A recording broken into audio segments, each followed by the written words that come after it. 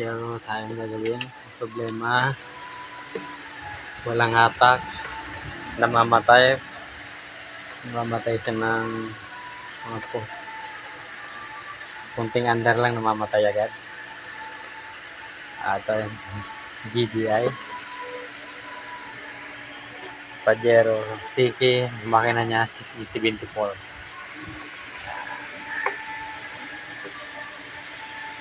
Check natin.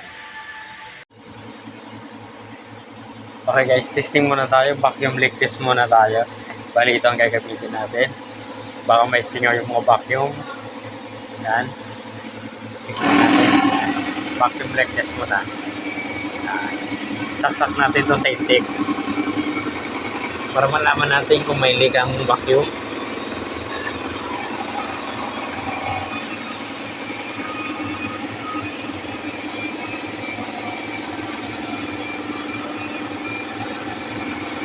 Bali, ganyan lang siya.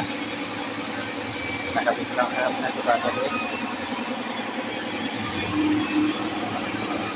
Yan, nakita na agad tayo. Ayun, isa. Yan. Ito. Kasi malalaman agad natin kung may leak yung vacuum. Tulad nito. Kasi may mga gumawa na nito. Dinala lang sa atin, nakato.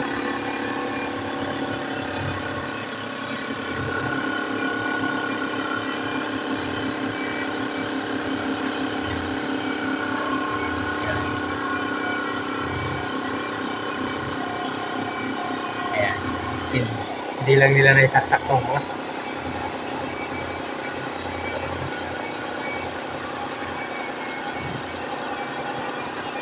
Ayan ang problema.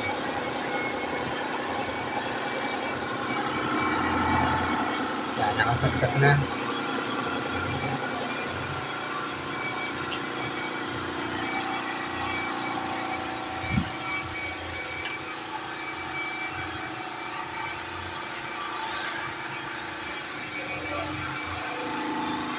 Mas maganda talaga pag may vacuum leak test ka. Kasi malalaman mo kung saan mga nag-leak yung hangin, yung vacuum. Guys, tulad mo.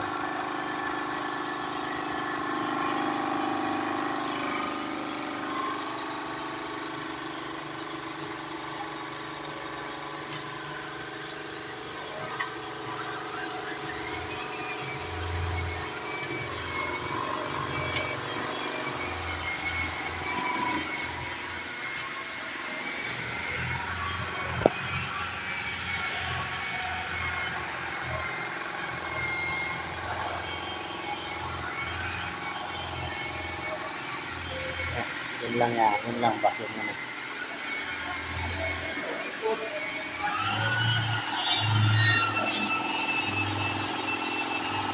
Ang problema kasi nito, namamatay.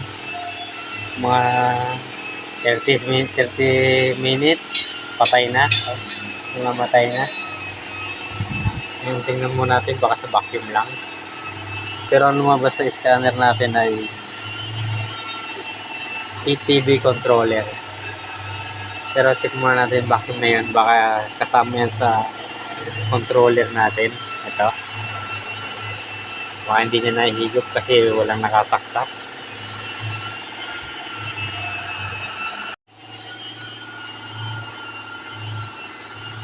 Okay, yun lang.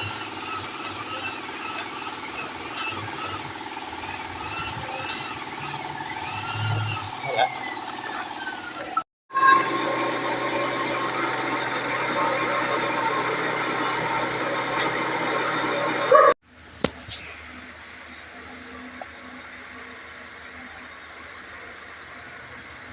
Okay guys, ito na yung lumalabas sa scan natin.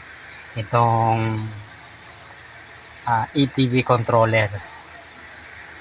Yan. Bali nilinis lang natin. Ang kabit natin ulit kung mamamatay pa siya. Nandito lang siya sa ito kasi conversion. Kaya nasa right side. Pero pag local nasa driver side to pag hinanap nyo.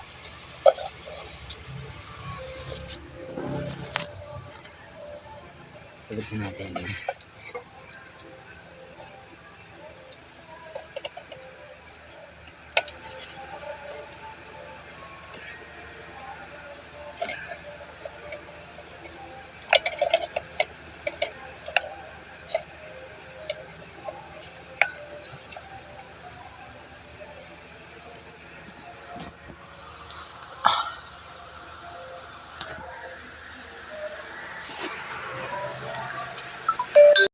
Guys, pinipig na natin. Pinapaandar na lang natin, papainitin natin. Kasi dati 15 seconds lang, patay na. Wala na. Namamatay na yung makina, walang hatak. Ayan.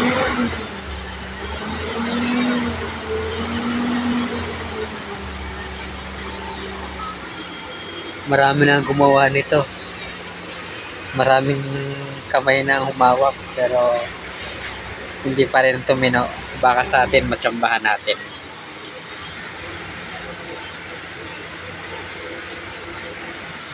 Kaya pa natin kinalas.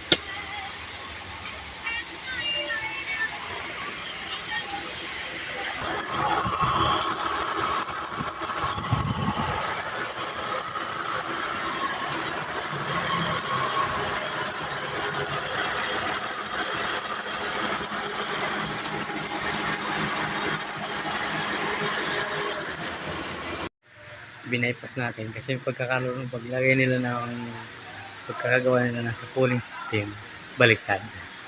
Kaya kung may thermostat na, namamatay. Nakabypass sa taas, pero dito dumadaan pa rin yung tubig. Cooling system, dumadaan pa rin dito.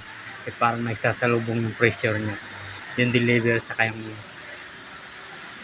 yung papasok nagsasalubong.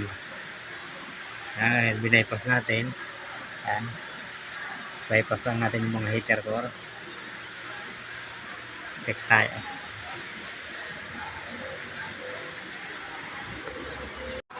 Yes, matanggal natin. Observe na lang natin.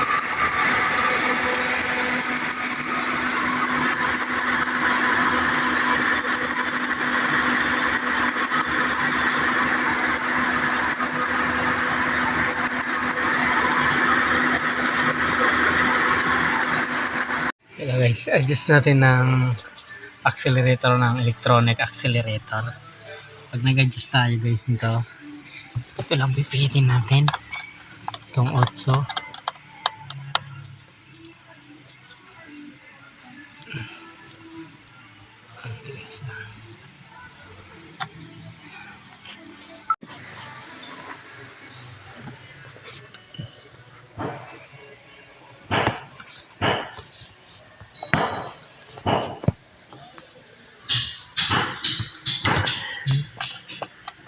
Gamit lang tayo ng Phillips screw.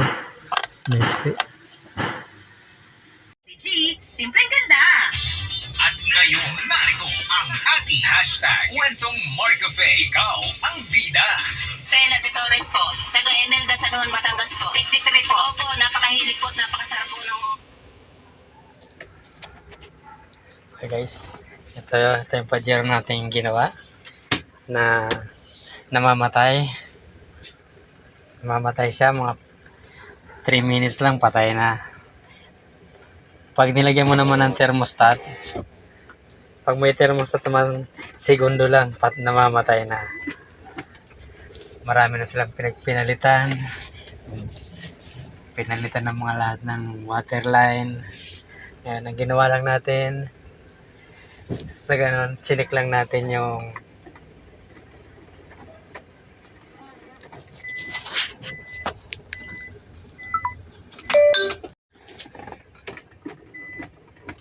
guys, i-deliver na natin.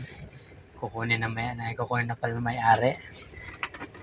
Pag ganyang namamatay, pag may thermostat,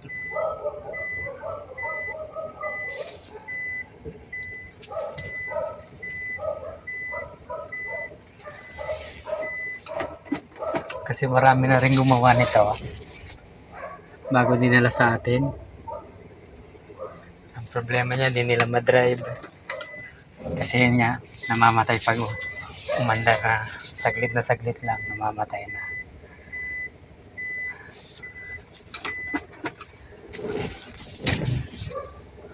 pag mga ganitong 6G74 Pajero, hindi gasolina, pag namamatay na may water pump, ibig sabihin baliktad lang o mali lang ang pagkakalagay nila ng mga water line, o ginawa kasi nila dito, binarahan yung binaypas ang heater core, pero ang mali lang ang pagkakalagay nila. Kasi dapat imbis na pa-deliver ng tubig, sinasalubong niya yung pressure. Binabasa ngayon ng sensor. Electronic kasi to guys eh. Binabasa ng sensor na laging malamig. Kaya pag umandar siya ng mga ilang minuto, namamatay na. Kasi nagsasalubong sila eh. Ganito lang yan guys. Eto ngayon. Takbo na.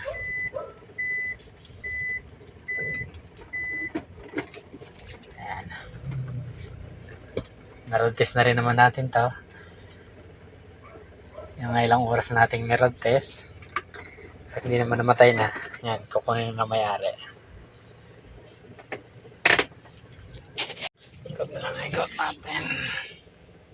Isa pang isa nito, namamatay pero tapos low power pa. Kahit tapakan mo accelerator dati, ayaw niya mag-respond. Ayan, ito siya. Nakita niya.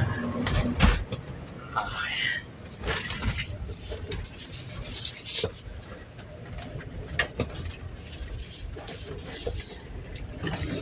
Start natin. Ayan.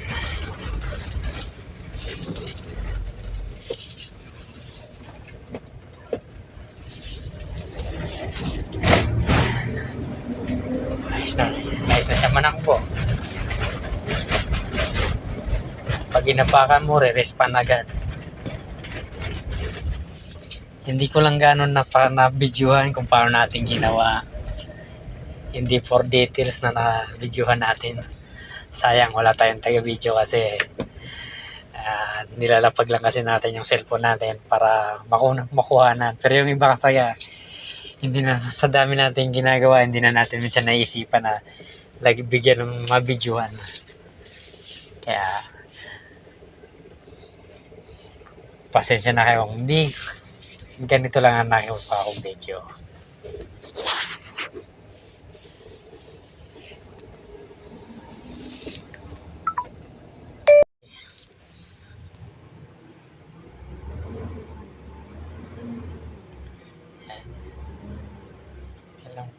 Minsan sa mga gasolina, lalo na pag electronic, pati ang mga may electronic sa sa throttle, minsan check niya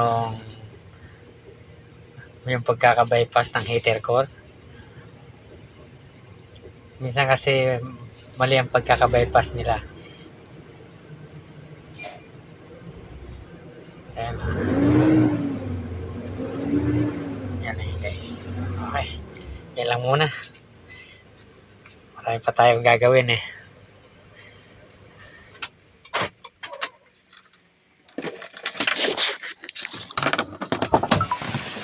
Ayos.